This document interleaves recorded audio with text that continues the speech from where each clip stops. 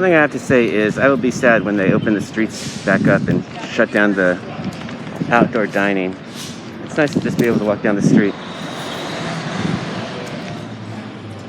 It's Wednesday. I'm on my way to get new books, and I'm outside in front of the Del Mar Theater, and I'll show you what I got after this title screen. Well, I got a big stack, so let's go home and read them, and I'll tell you what I thought. Well, I just read a lot of good books, so I decided to come to the farmer's market and get some lunch.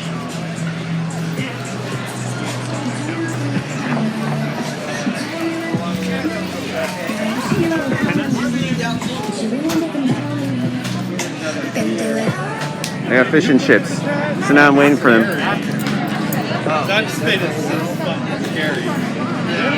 There were a lot of good books this week. Oh, fish and chips. I gotta tell you, those are pretty darn good fish and chips. That being said, my name is McKinley, and I know you didn't come here to talk about fish and chips. You came here to talk about comic books. So let's do that. Today is Wednesday, May 26th, and it was a big week for books. My phone's ringing off the hook. That's how big the books were, and that's how big the week was.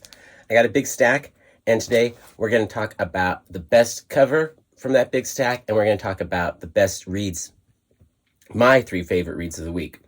But before we do that, let's look at the stack, and I'll show you what I got so you know what we're talking about. I see a lot of other shows, and there's so many comic books out there. Most people on YouTube don't buy the same books that I do. Or maybe if there's a commonality, it'll be like 2 or 3 books, but not that many. This stack is 12 books, all new this week, and only 4 of them are from the big 2. Last week, I had a few DC books and no Marvel. And the week before, I had 2 Marvel books, and I can't remember how many DC books. This week, we got 3 DC and 1 Marvel. So let's go over the DC right now. I love this Dan Mora cover. Batman 1036, I think it is. Pick that one up. We also got Robin number 2. Yeah, Robin number 2 with Flatline's second full appearance and her first cover, I think. Or maybe she had a cover on issue 1, but it was a variant. Harley Quinn, the new issue. I think this is issue 3. And then that's it for the DC books. We also got a Marvel book, the new Alien. Holy cow. That cover by Andy Kubert is pretty darn great. We got Spawn, the new Spawn, before we entered the Spawniverse. We also picked up the new Something is Killing the Children. I believe this is number 16. The origin of Erica Slaughter, or Erica Slaughter's origin story. We also picked up Shadecraft, number 3. Cover's so great. We picked up Made in Korea, number 1. We got Department of Truth, number, I think this is 8. This is actually issue 9. We got the new Ha Ha, which isn't really very much a ha-ha moment if you've read any of those books. Then we've got the new Witch Blood, and rounding off this stack of books, we got The Last Ronin, number 3. Lots of 2s and 3s in that stack. So let's talk about the best cover of the week. I really liked this cover for Shadecraft, but not until I actually read the book. So this artwork goes really well with the book. And once you read the book, you're like, wow, that's a really great cover. I didn't like it as much until I after read the story. But my favorite cover of the week is definitely Andy Kubert's Alien. Man, that is pretty darn scary. I just like that cover a lot. Alien isn't my kind of movie, or probably my kind of comic book, but you got to respect quality and good content. Love it. Thank you, Andy Kubert. Okay, we talked about the best cover of the week, or at least my favorite cover of the week. Let's talk about the best books of the week. But before we do that, let's go over the keys of the week. Robin 2, second full appearance of Flatline. And I think it's her second cover, because I think she was already on a variant cover from Robin number 1. But I could be wrong. If I am, let me know in the comments below. I like Flatline's character design. I like how she already has a couple of different outfits. She's really cute, and I like that character a lot.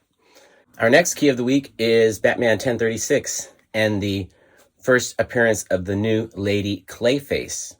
So she plays a big part in this story, which is really good. I really enjoyed this book a lot. If it hadn't been such a heavy week, this book could have made the top 3 for sure. But it was a really heavy week. Also, this week is the start of the Erica Slaughter origin story in Something is Killing the Children. This is the cover B, the Jenny Frison cover. I wish I had gotten, for illustrative purposes, the regular cover so you could see the big name, Something is Killing the Children.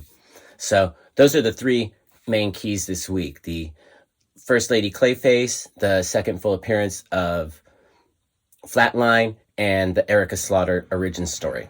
So now let's talk about the best books of the week.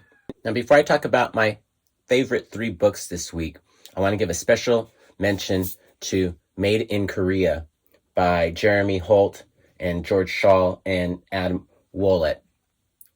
If it had been any other week, this book would have made top 3. The premise is that you can buy children that are artificially intelligent, AI, robots, but they're lifelike, so you feel like they're your kids.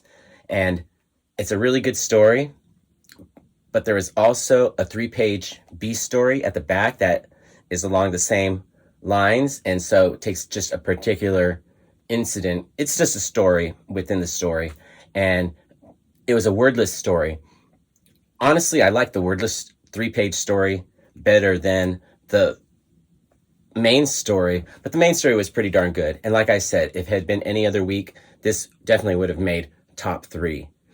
This cover is actually pretty creepy too, if you stare at it long enough, or realize, if you look at it and realize what's going on, it's not so innocent.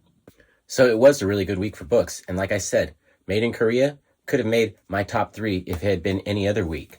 If it had been any other week, Detective Comics 1036, this Batman story could have made the top 3. It was pretty darn good.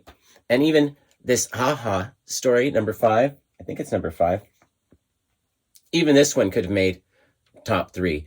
It was a darn good book, but the top 3 this week were just too good.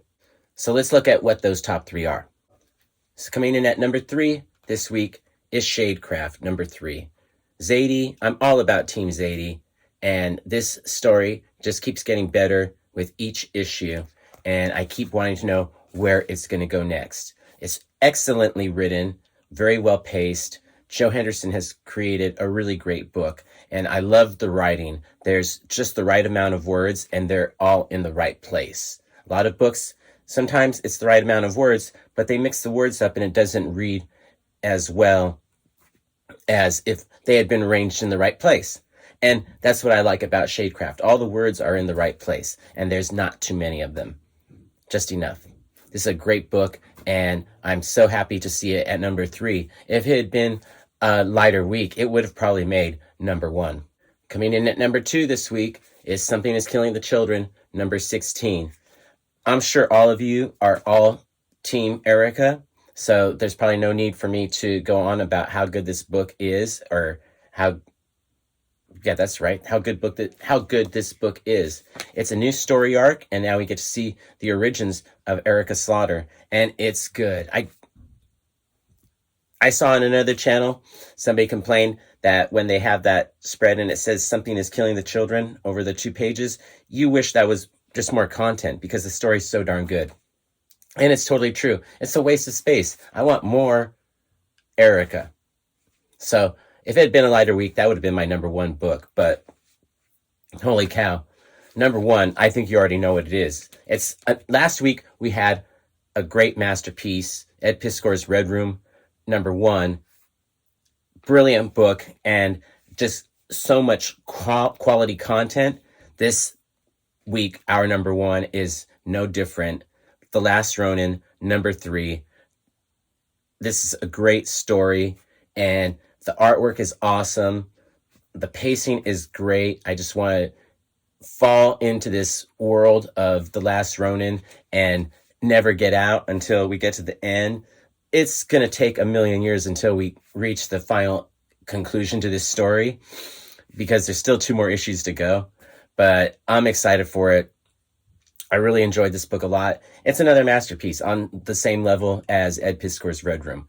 Fantastic comic book, and there's no way it couldn't be number one. Well, it was another great week for comics. Thanks for watching. I really appreciate it. I know you have a lot of other boxes to choose from, so I appreciate that you clicked on this one right here.